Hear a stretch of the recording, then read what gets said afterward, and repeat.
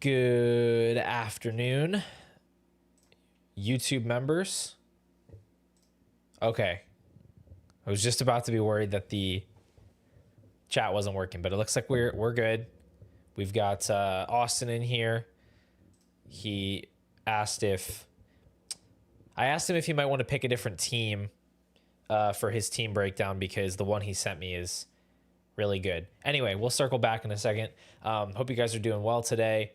Friday, June 27th. It is 3 p.m. This time worked out well last week. We're trying it again this week. And the poll said that you guys wanted me to do a team breakdown. It was like 60-40 in favor of a team breakdown. So we're going to do at least one breakdown. We'll see how long that takes. Kind of be surprised if I was able to get through two in the time that we typically have for a stream. And I figured there'll be questions and stuff to talk about along the way. So probably just going to do one. Austin, I went ahead and looked at your roster. I also looked at Cole's, Klanger. Both of you signed up for League Winner, I think the same day.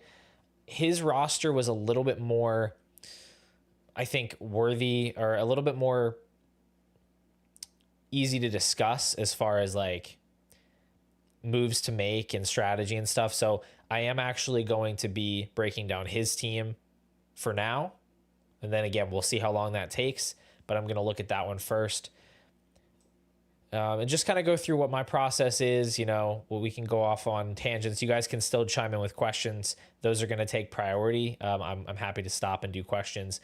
Dan says the YouTube emotes are so bad. What are these? I got to get some better. I got to get my own emotes in there that are better. Just haven't been on that. Maybe as the live streams ramp up and become more common and more popular, maybe that's a priority. Marty, what is up? Happy to see you here. Hunto is here and he is locked in.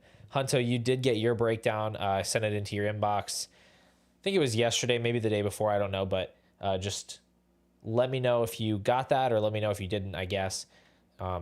Did send it over to you. We got Richard here. We got Russell here in the chat. Love to see so many people here right away.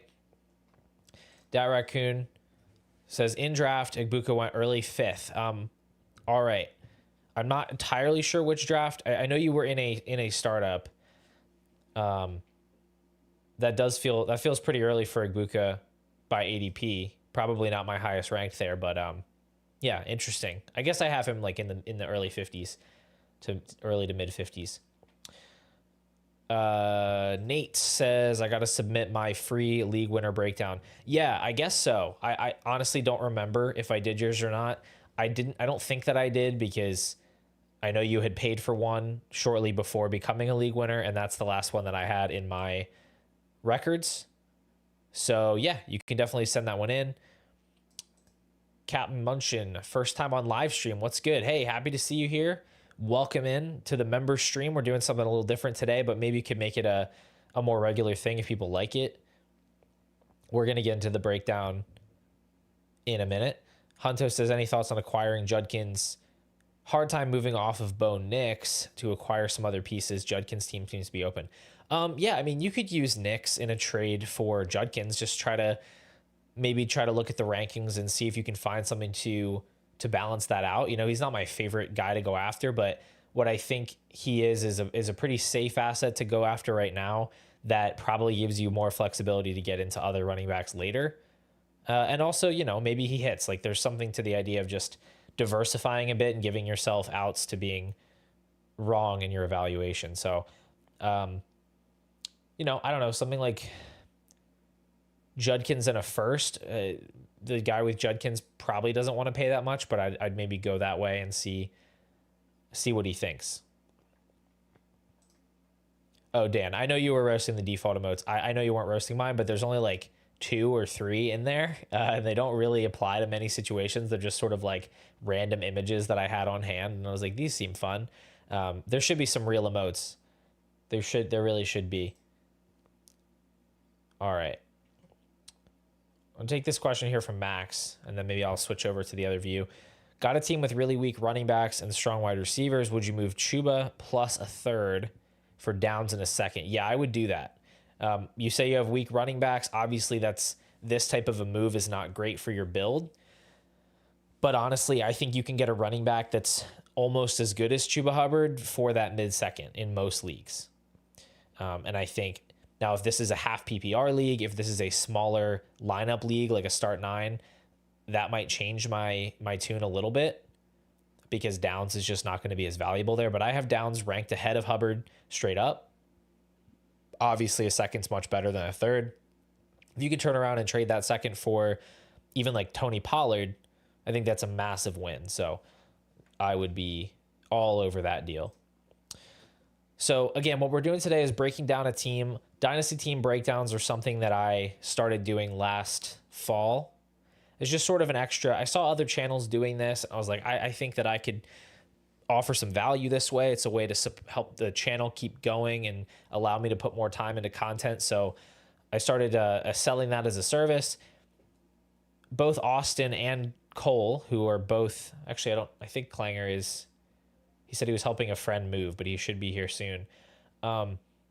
They both upgraded to the league winner tier. So their names are purple in the chat, and that means they're in the highest tier. They are the elite of the elite as far as the members are concerned.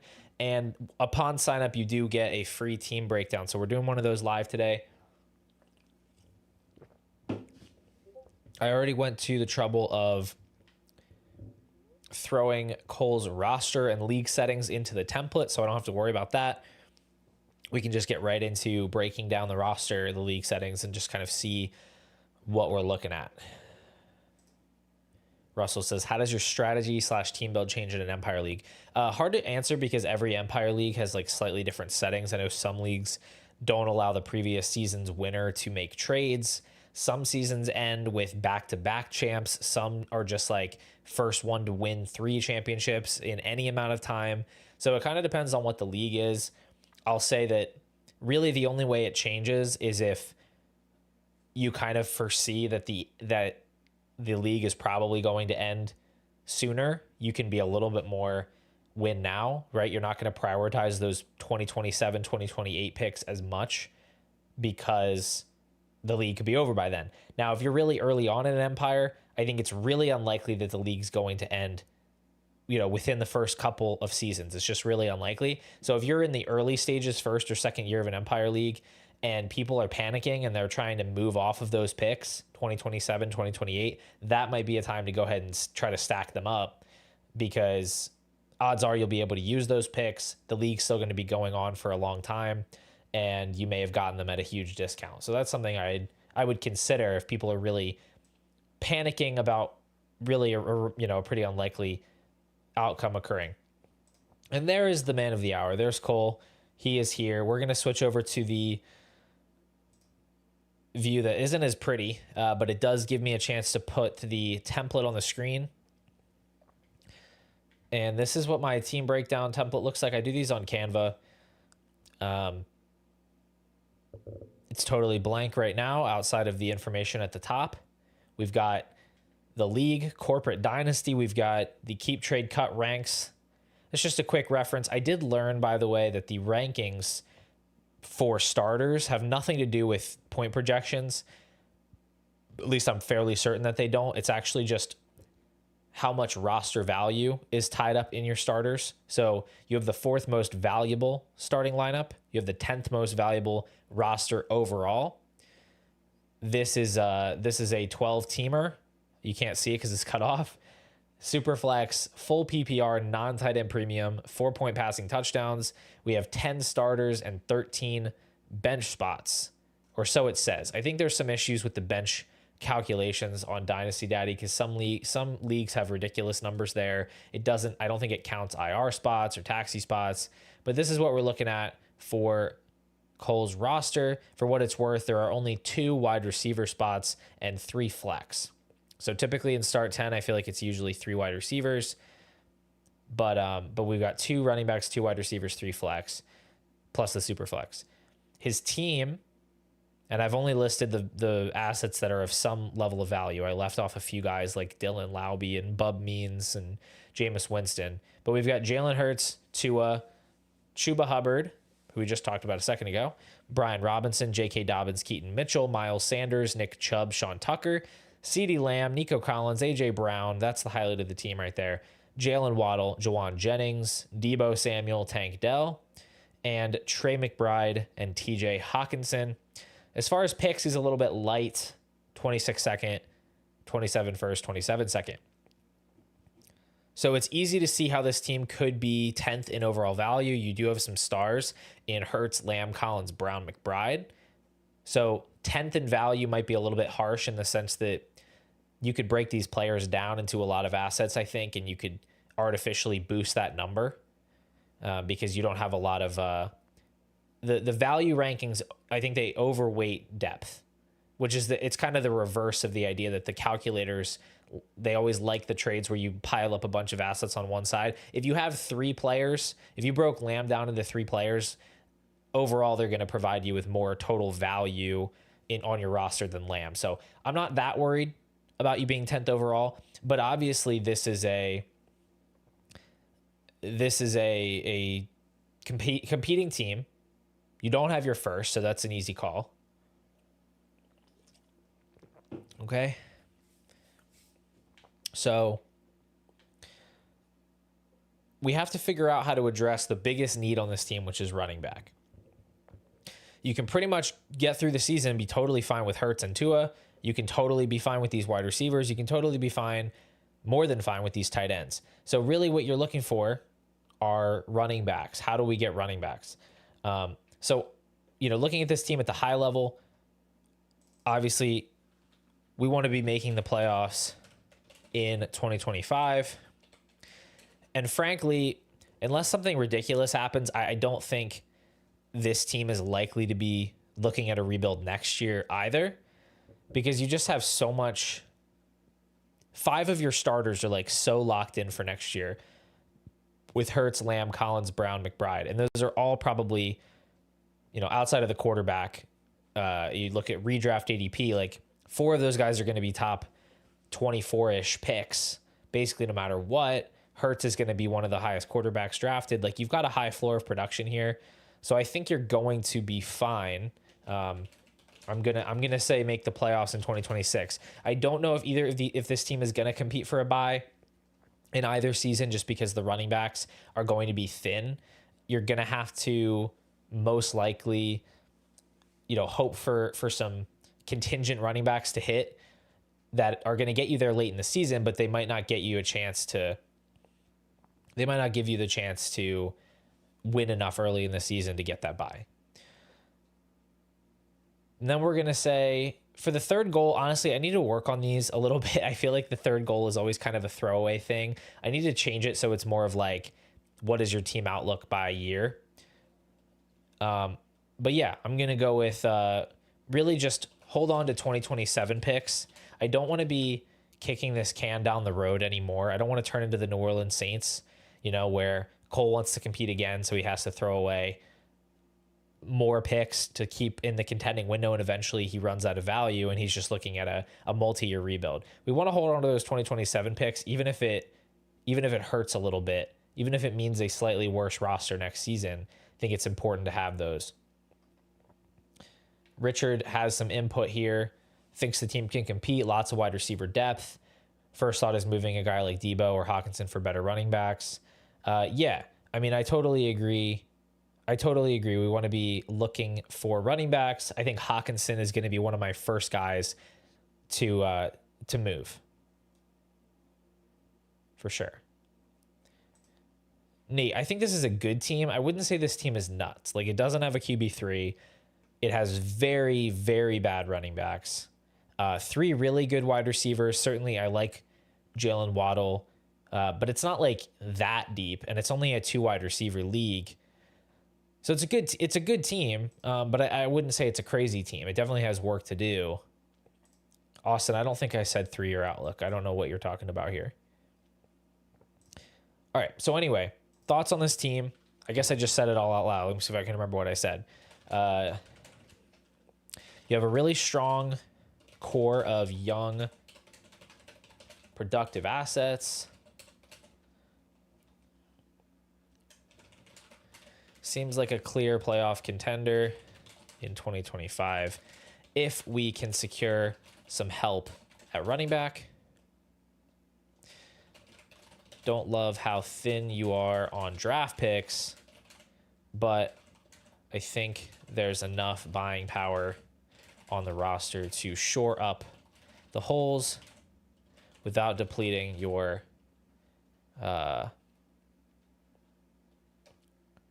draft capital any further. Definitely want to keep that 2027 first in your back pocket for future flexibility. All right. Okay. I wouldn't call the team mid either. I think it's a little better than mid, but just because you have you have at least 3 difference-making players here. However, in a non-tight end premium, I guess Trey McBride isn't quite as special. So, yeah, I mean, mid might be a fair criticism. Yella, this is not Austin's team. This is Clanger's team. I know it's blocked right now, but this is Clanger's team. It's not Austin's. Austin's team was actually too good to put in this. His team was a little bit insane. But no judgment on Cole. This is the point of the breakdown, is to actually send in teams that could use some work. Now you can see down here on the to-do list, I just have all these different actions here. We're not going to use all of these. They're just here in case we need them. First on my list is going to be buy running backs, which is kind of obvious. We're going to talk about some ways to do that, though. I'm just going to write down some thoughts here before we forget. We want to be selling TJ Hawkinson for sure. In a non-tight end premium league, I never really want to have 2 good tight ends, especially if my top tight end is McBride or Bowers, because Hawkinson, no matter, even if he's one of the better tight ends, he's not going to be a winning flex option, right? You want to, like Dynasty Domain talks about winning the flex. Obviously, at the highest level, if you are your competing team, you want to have the highest scoring players possible in your flex spot. It's rarely going to be a tight end. Like, unless you have a really bad team. This team, for example, A.J. Brown is going to be in the flex. Jalen Waddle is going to be in the flex. Juwan Jennings. I suspect all of those guys are going to outscore Hawkinson in non-tight end premium. So we do not want him on this team. We want the tight end 2 behind McBride to be somebody like Hunter Henry, Zach Ertz, somebody super, super cheap that is not occupying a lot of value. So we're going to try to sell TJ Hawkinson, and I'm going to write down the stuff that I'm saying here because that's what I would put on the breakdown. You don't want an expensive tight end behind McBride in non-tight end premium because they don't make good flex options. So that's something we want to do. And then, I probably would try to move off of Debo as well. His press is terrible right now with the videos of him being super heavy. But I'm going to write it in here.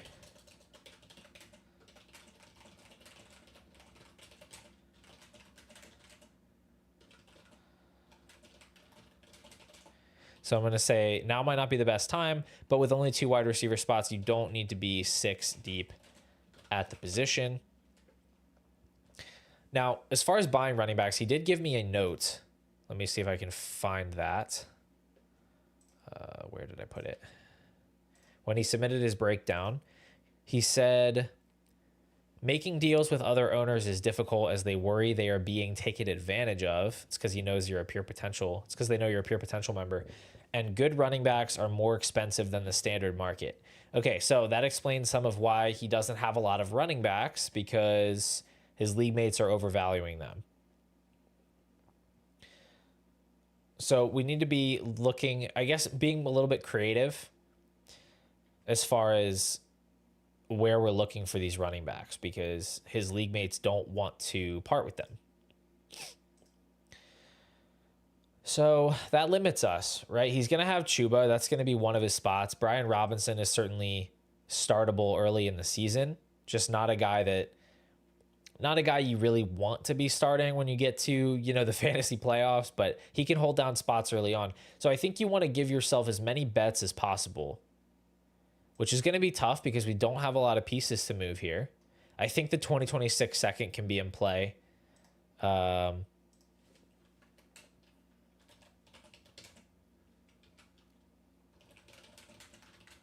2026 second can be in play for a trade as well, just to give you a little bit more ammo. What I don't want to be doing is breaking down Hurts, McBride, or any of those 3 wide receivers. I want to try to put this together without moving any of those pieces, or the 27 first. So we're on a little bit of a shoestring budget.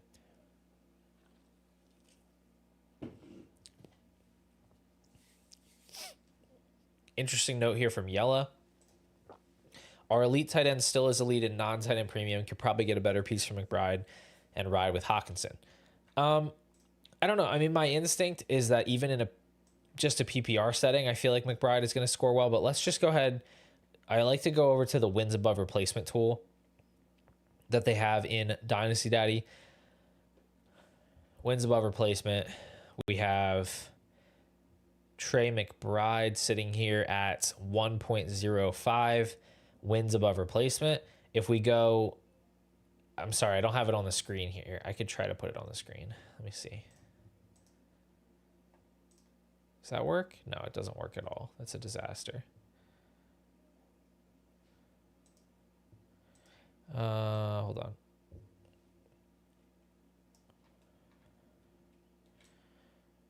This is a mess.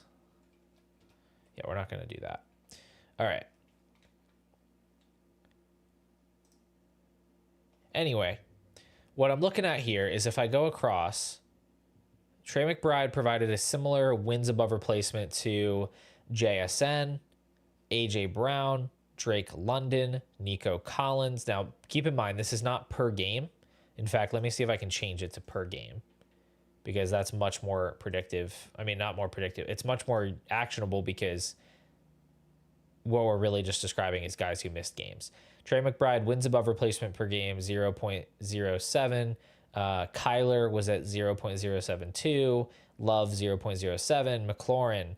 So McBride was similar to McLaurin, Diggs, Connor, Montgomery, Chuba, JSN, Ladd McConkey, Drake London, Jordan Addison. So what I'm seeing here, as you might expect, I guess, in a 2 wide receiver league that's non-tight end premium, is you're really getting the most bang for your buck at running back until you get to about the RB19, RB20, at which point the wide receivers start to take over, because obviously you run out of starting running backs, and then you have a lot more wide receivers that are in that 12 to 14 points per game range. But the tight ends are really, really low. So I think what we're going to do is we're going to open up a secondary track here to potentially send away McBride and just kind of see what else we could do there. And it's helpful to get a feel for the market. Like, Fantasy Calc is not tight end premium, so I do like to go over there and take a look at the rankings. I don't know how right this is, but Trey McBride, 19th overall player right now on Fantasy Calc. That's obviously way too high. In a non-tight end premium, I think he should probably be somewhere in this zone around Garrett Wilson, Kyler. probably behind AJ Brown. It's not as fun to have those top tight ends. So yeah, I mean, definitely something to consider is trading McBride, riding with Hawkinson. So we're going to put that in the breakdown as an option. But Cole says, I've tried selling McBride, think it will be a stagnant team until the season. Yeah, so I mean, I'll give you some things to think about, and you can decide when the best time to action those ideas might be. But I'm going to just put a second item here, which is just shop Trey McBride, and we're going to consider the reasons for that.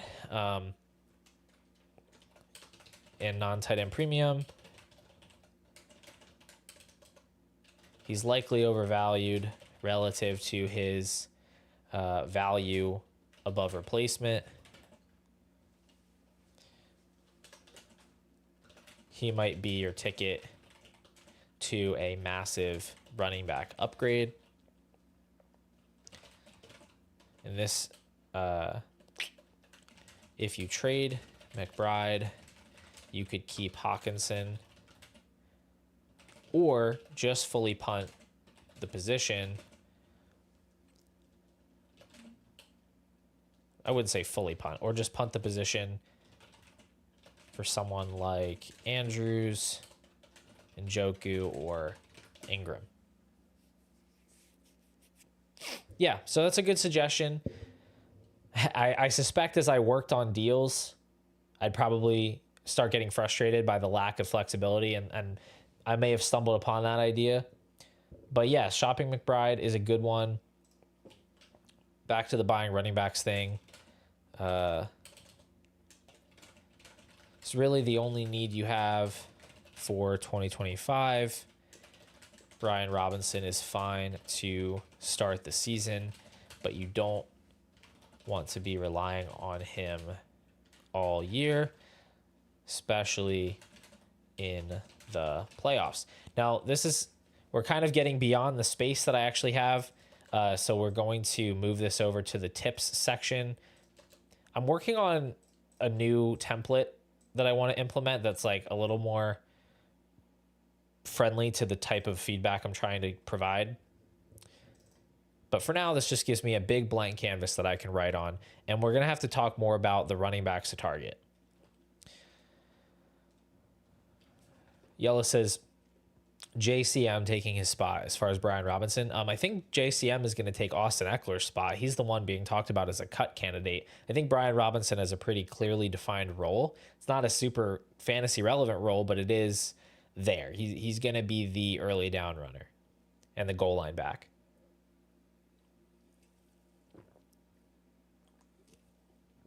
Eckler's being talked about like a legit cut candidate. I think JCM has some pass catching background. Can't actually say that for sure. Let's look up his college stats. We talked about him on the stream, the live stream yesterday. So let's take a look. Oh no, I was dead wrong. He doesn't have any receiving. He doesn't have a receiving background at all. He caught 7 passes in 2023. This dude's profile is ridiculous. He's 24. He didn't play football until his senior year, 2023, where he ran for 1,190 yards on 189 attempts, scored 17 touchdowns, 7 catches for 72 yards. And then his following year, he went to Arizona. He played in 1 game. He had 13 carries for 106 yards and a touchdown. No other stats recorded, so I guess he got hurt. This is not a guy I scouted very much. I didn't really think he was even going to get drafted. Honestly, I've just been picking him up because, it's a really uninspiring depth chart. But yeah, it doesn't really look like much of a pass catcher, so I could be wrong there about Eckler. I don't know who they would replace Eckler with and why he's been talked about as a cut candidate, because it seems like he fills a pretty clear role for them. So, yeah, I don't know. That's weird. They're not going to put Chris Rodriguez there. They're not going to put... maybe they just want to ride with Jeremy McNichols. Maybe the takeaway is we should be rostering Jeremy McNichols. Is he still on the team?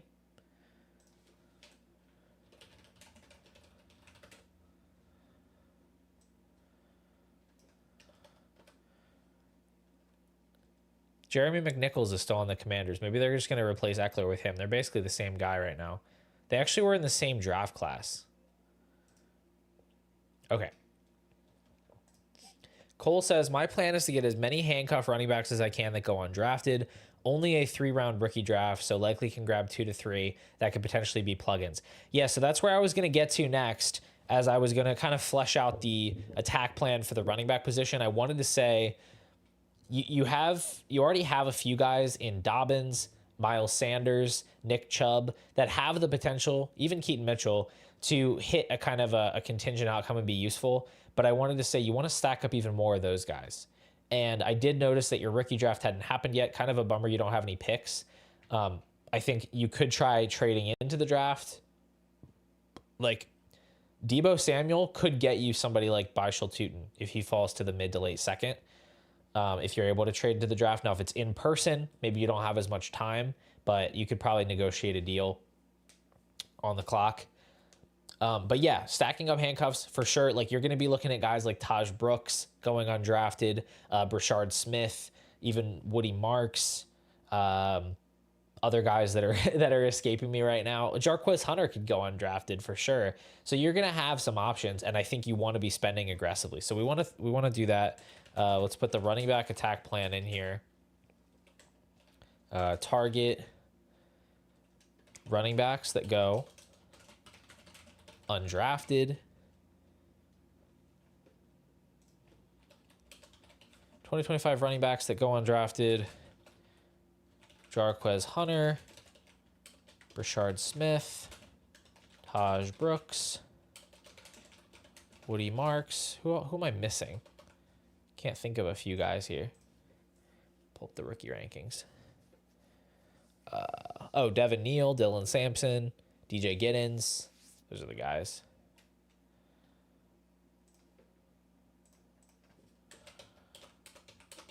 Devin Neal, Dylan Sampson, DJ Giddens. Woody Marks is kind of a whatever. Like I don't really think he's much of a handcuff with Nick Chubb there. I mean, those are the main guys. Oh, Kyle Monangai. You know who these guys are, but that's what I would put on a regular breakdown for somebody whose skill level I don't know. I don't know if they have my rankings or whatever. So, yeah, you want to be attacking those guys. I would be considering see if you can trade into the rookie draft while it's 4 players like Byshal Tootin. This is actually just a really specific suggestion. See if you can trade Deebo Samuel or Brian Robinson to get into the rookie draft for Byshal Tootin. I just have a lot of conviction that he's gonna pan out in a sense. All right, we're scroll down. Now, does Trey McBride, could Trey McBride get you Amari and Hampton? That seems a little bit unlikely in this league dynamic. I'm just going to write it down as a question.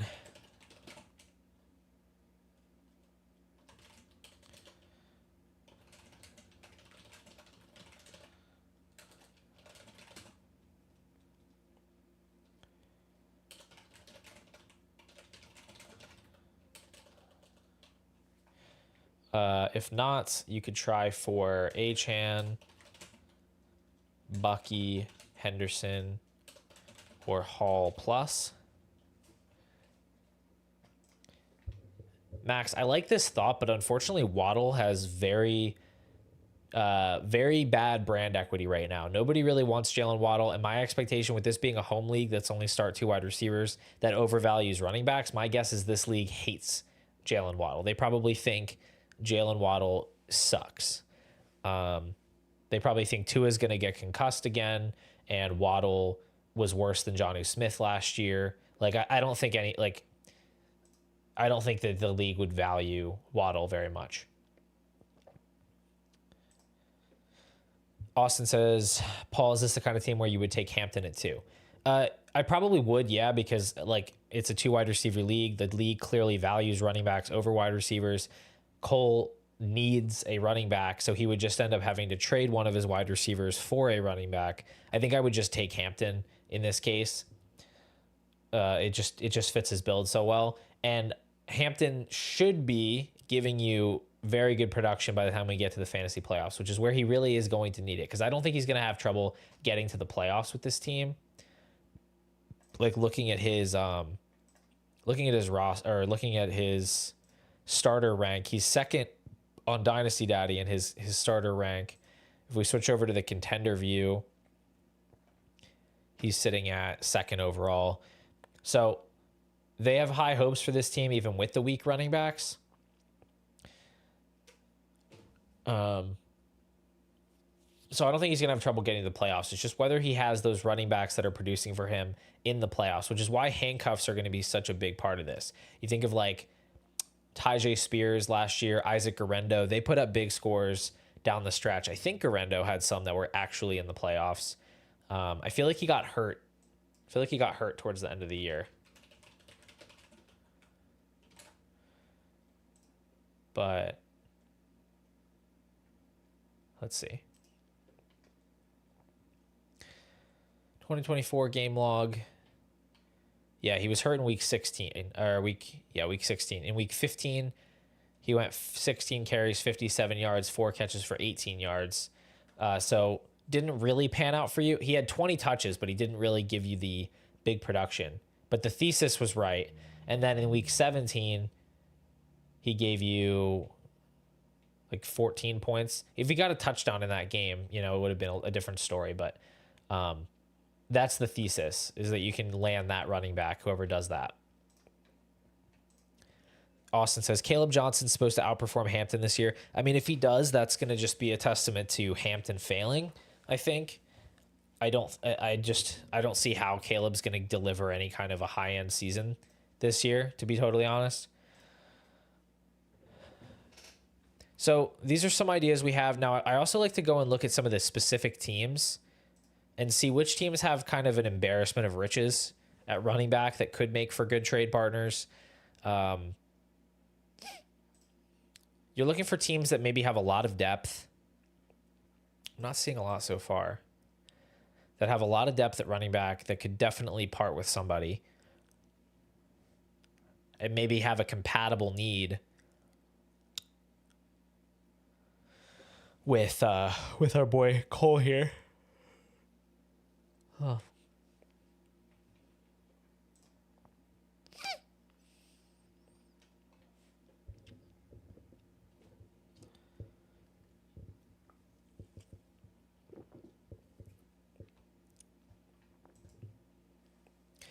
Caleb's yards line is higher. Yeah, I mean, I could see Caleb Johnson rushing for more yards, but I think Hampton's going to double him up at least in receptions. And I think his season-long yards prop might be higher, but I bet that their single game yardage props are going to be very similar by the time we get to the fantasy playoffs.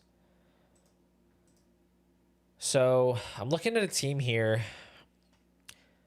We have a team here called Dog Season, and they have Bucky Irving and Breece Hall. They have a really bad-looking team. Like, they're in the rebuilding category, it says. Let me see what kind of picks they have. Okay, they have the 102, the 202, the 211. So this team has the 102, which is probably going to be Hampton in this league. They also have Bucky and Breece Hall. But they're starting Dalton Kincaid at tight end, and their best wide receivers are Jaden Reed, Darnell Mooney, Cedric Tillman. So my question would be, could we somehow package up Hawkinson with like Debo and a second to snag one of these running backs? Like, he's got Hampton coming in. Can we snag Breece Hall? Can we snag Bucky Irving without moving McBride? I'm going to write this one down. This is where I would be going. So he might not actually be rebuilding, but he does have a really bad roster. And if he's trying to compete this year, he might want to be upgrading tight end. He might want to upgrade wide receiver. He has to know he needs wide receivers.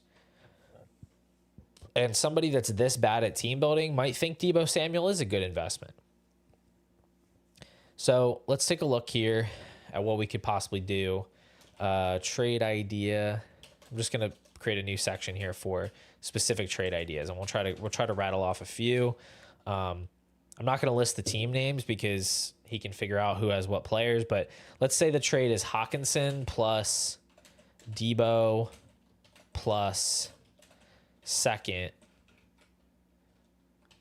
for let's say for Bucky Irving. I mean, it's gross, but I feel like that could get accepted in a home league, you know? I'll just put Breece Hall or Bucky Irving. So that's one team. We could also do Waddle. Yeah, he could use Waddle. I mean, maybe he likes Waddle, right? We got to give some credit. Maybe they would go for Waddle. Let's just do a second trade. This could be Waddle plus Deebo for Irving or Hall. I don't know why I put the full names here. We know who they are. Let's just keep it simple here, right?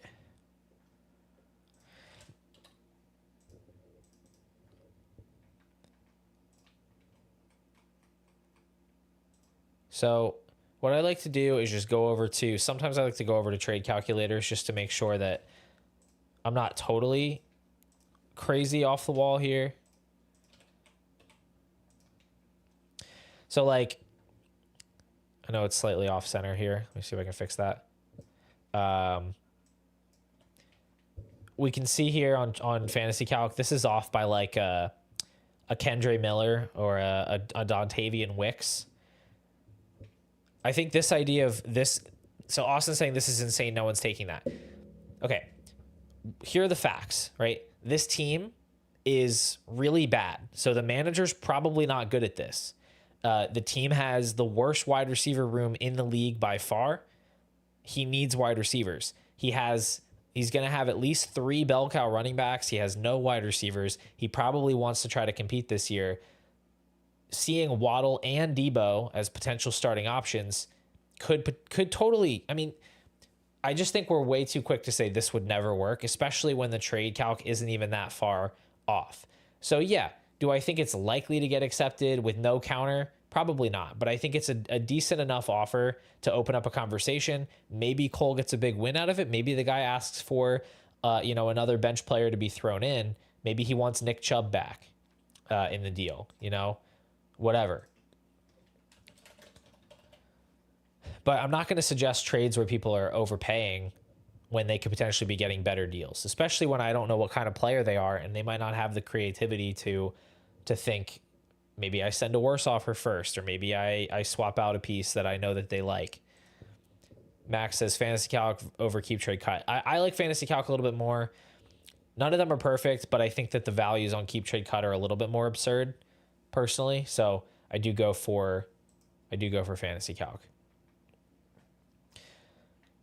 So those are two ideas with that manager. I do want to go to a couple other teams in the league and see what else we could do.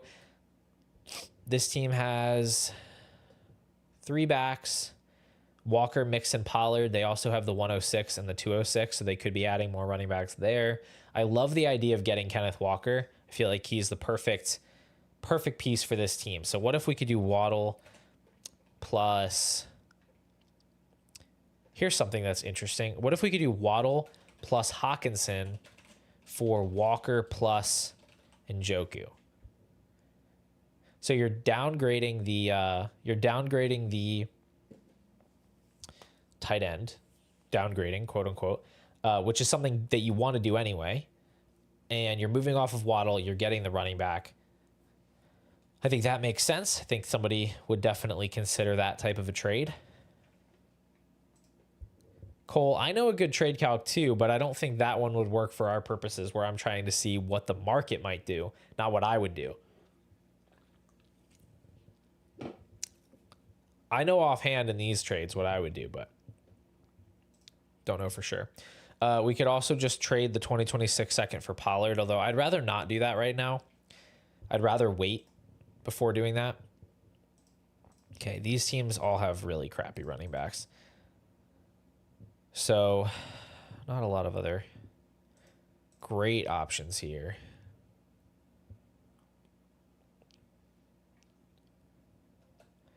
Now, I'm going to suggest one more idea where you could just...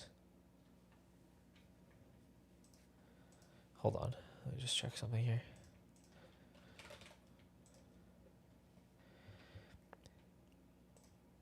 Austin says Waddle for Walker seems doable straight up, I think. I don't know. I mean, it's further off than the trade that you said was insane about 5 seconds ago. So you can tell me if you think that that's doable 1-for-1. You could, maybe you could ask for another piece in return. But it's a trade I'd be willing to make like that in a 2 wide receiver league.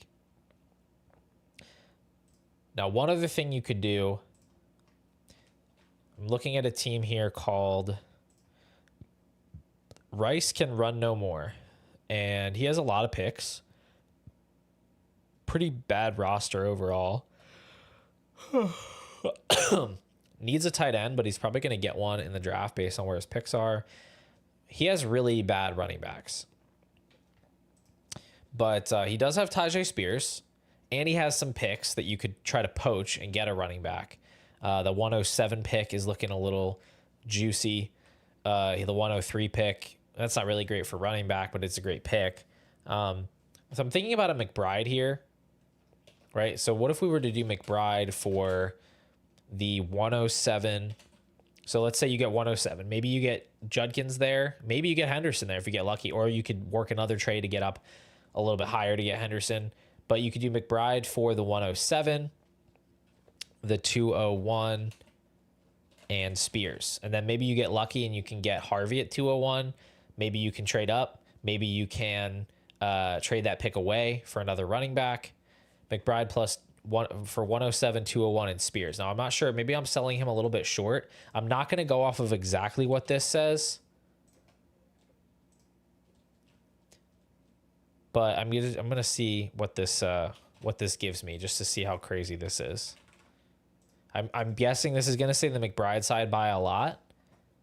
Oh no, it doesn't. Okay, it doesn't favor the McBride side. So maybe I'm being a little bit too greedy here. So maybe I throw a piece back with McBride, something that's pretty inconsequential, but something that could push it over the edge. Let's see where his team is. Something like. Not Debo, not quite to that level. I don't know. Tank Dell.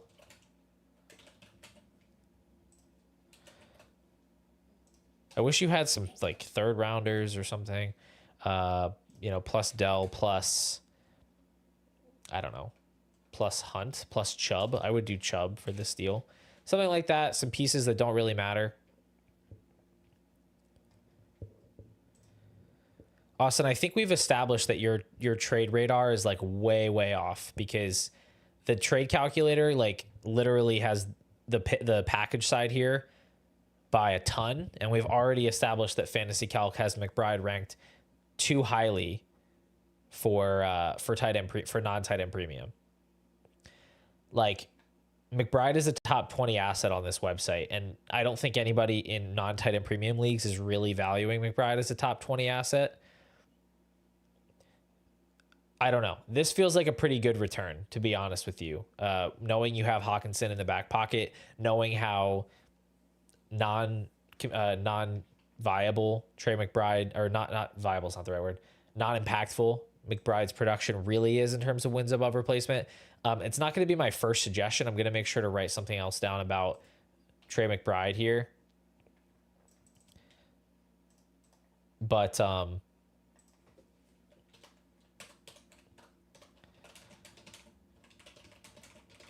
yeah, I don't know. I just don't agree. Oh, hold on. We're not on the screen here.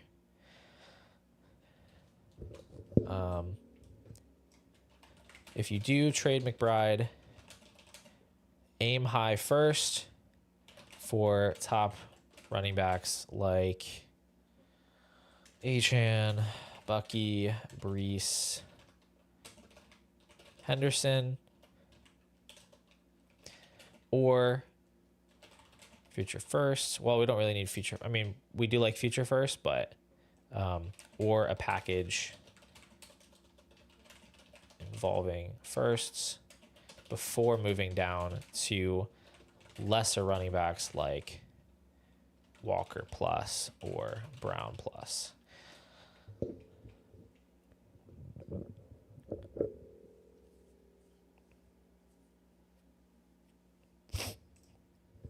Nico and a 2 is equal to Penix and a 1. No one thinks that, though. I don't agree with you. I don't agree that no one thinks that.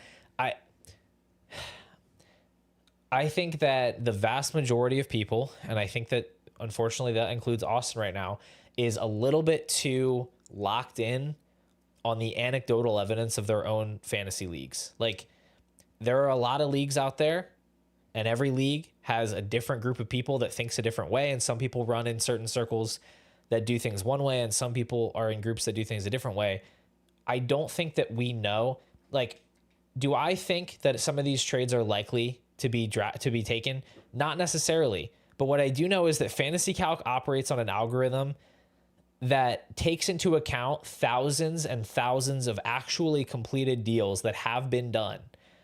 So it's a little bit arrogant to think that I always know better what an average person would do based on my 20 whatever leagues that I'm in versus this website that's based on thousands of actual trades from actual leagues.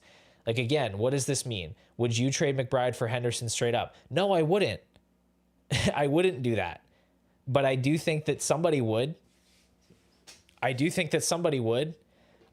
think it's, and obviously I don't know the people in this league, but it's just unhelpful to say nobody would do this trade. Like, you can make up just about any trade and somebody would do it.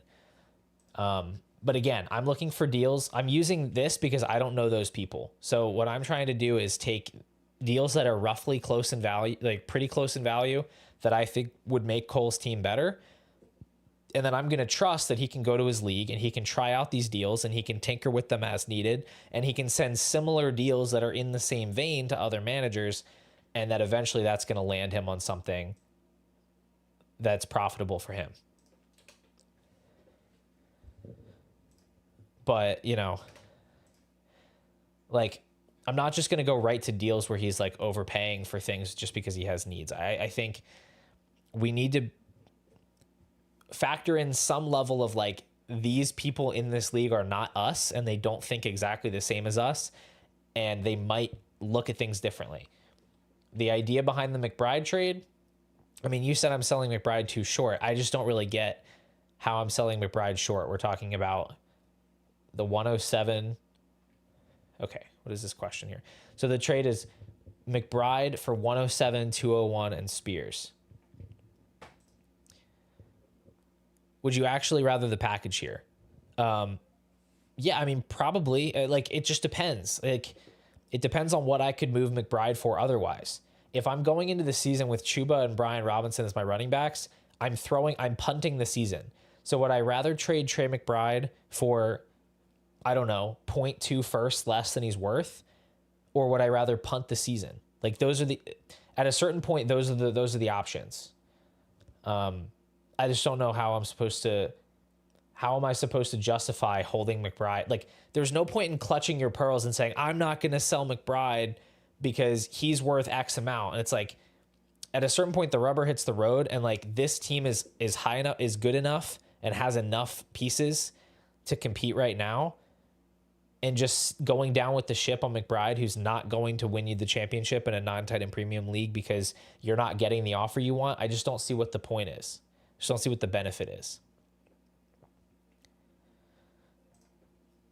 And again, Austin, what do you mean? Like, we already talked about the wins above replacement, right? Trey McBride's wins above replacement, he's basically JSN. He's basically, we can go back to it again. Let's put it this way. Quinshon Judkins by himself has a pretty decent chance of providing more wins above replacement than Trey McBride in this league. Like, if this was a tight end premium league, I would totally agree with you. If it was a tight end premium league, obviously I would not sell him for this, but that's why the league settings matter. He was equivalent in wins above replacement per game to, let's see, So Bucky, but keep in mind that Bucky wasn't useful for almost half the season. Aaron Jones, just slightly better than Tony Pollard per game, just slightly below Chase Brown, again, who didn't get started till partway through the year. James Conner, Chuba Hubbard. Like, we're talking about these guys. We're talking about mid RB2s. How many more points per game is Henderson scoring than B-Rob? You could start the year with B-Rob. I mean, I guess I would counter that question with the question, how many more points per game is McBride scoring than Hawkinson? Like in a PPR, not in a non-tight end premium setting, like what is the gap there? Because the thing about non-tight end premium is that tight ends don't score many points when you don't give them a premium. And so it's harder for them to gap themselves from each other, but it's also hard for them to score in a way that's impactful relative to other positions that score more points. Like, no matter how good Trey McBride is at tight end, in a non-tight end premium league, he's going to be pretty hard pressed to top like 15 points per game. And if he scores 15 points per game and you have whatever 16 to 20 wide receivers that are outscoring that, and you have 12 or 13 running backs that are outscoring that, it's like, how is he going to be one of the more important players in the league that season? It just doesn't work. You know, you look at this, if we just look at points per game last year in this league, I have to scroll down past, let me take quarterbacks out. If we go down, Trey McBride, 1, 2, 3, 4, 5, 6, 7, 8, 9, 10, 11, 12. So Trey McBride was the 42nd highest scoring skill player in points per game last year. He was lower than J.K. Dobbins. He was lower than Stephon Diggs, lower than Devonta Smith, lower than Terry McLaurin, lower than David Montgomery in points per game. Now, maybe Trey McBride could score slightly more points than he did last year because he didn't catch a lot of touchdowns. But, okay, even if he did get another point per game, you're still talking about a James Conner, Chuba Hubbard type of player. So I just think that we have a lot of people in here that are very tight end premium brained, and you have to be able to switch context to non-tight end premium leagues. And I think that is one of the more important things that a breakdown offers, is it gives you some perspective on league settings that you might not otherwise have. But we finished that one up. I appreciate the conversation. I think it brought some good concepts to the forefront. We're also coming up on an hour here, so I am going to wrap this up. I want to get back to work on the running back tiers video, which I'm just about done writing. I'm going to try to film it this afternoon if I can. But we'll see. I might get it up tomorrow. I'd like to get it up tomorrow. Just not sure what the day looks like yet. But yeah, it's going to be about 50 running backs deep. Obviously, you guys, most of you watching, have the rankings, but I'll be talking about how I'm splitting hairs between guys and probably bringing a lot of hate on myself, because I do feel like people are really strong on their running back takes.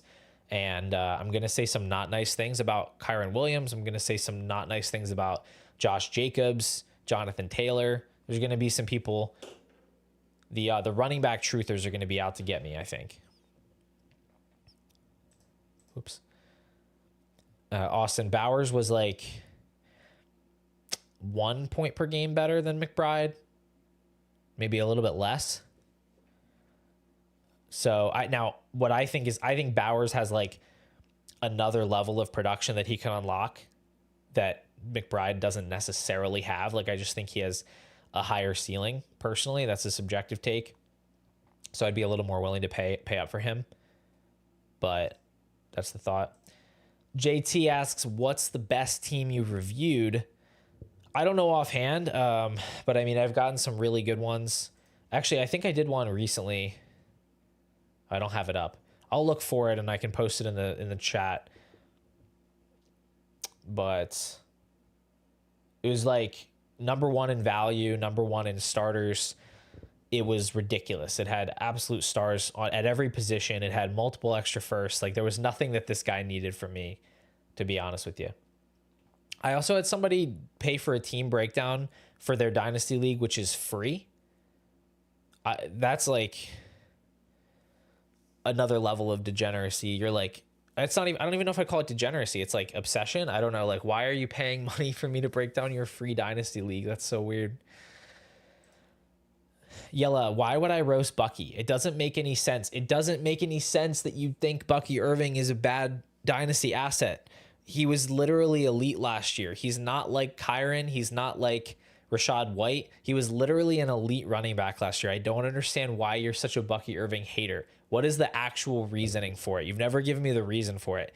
If you any metric you want to look at as far as yards created, missed tackles forced per attempt, PFF rush grade, like whatever you want to look at, Bucky Irving was insanely good last year as a running back, like a regular hand him the ball and let him make stuff happen. You could just watch him play. He was insanely good. Has the receiving chops, plays in a good offense. He's going to get design touches. I don't understand what is your obsession with hating Bucky Irving? It doesn't make any sense to me. DK says, a little off topic. What do you think? How you think through future picks? Do you value 27 firsts higher than 26 firsts? Yes and no. I don't value them. I don't value 27 firsts higher because of the class. I value 27. I will say that the teams that are likely to be trading their first right now at this time probably know that they're contenders. And so I would be prioritizing 27 firsts because there's a better chance that they end up being early, because it's harder to tell what the team's going to look like in a year and a half from now. So I don't really care about, I'm not devaluing the 2026 class, and I'll still take on those picks.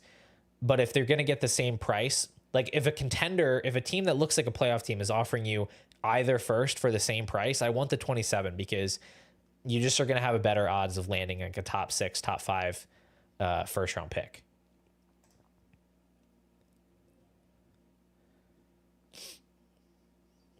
So that would be my take. If you're looking at a team that's like super fragile and you could totally see it falling apart this year, then yeah, take their 2026 first for sure. It's just most managers aren't doing that right now. If their team is that bad, they're not trading their firsts. So you got to play it situation by situation. Anyway, we're going to wrap this up now. Hopefully, Yella will go and get in the chat and explain to us why he hates Bucky Irving. I'm going to get back to work on the running backs video. Appreciate you guys hanging out for this team breakdown today. If you enjoyed that and you want me to do more of those in the future, let me know. I am planning to do startup mock draft next week. Already made the thumbnail for the member stream, so we're going to stick with that. I'm going to send Cole his breakdown right now, and I will talk to you guys soon.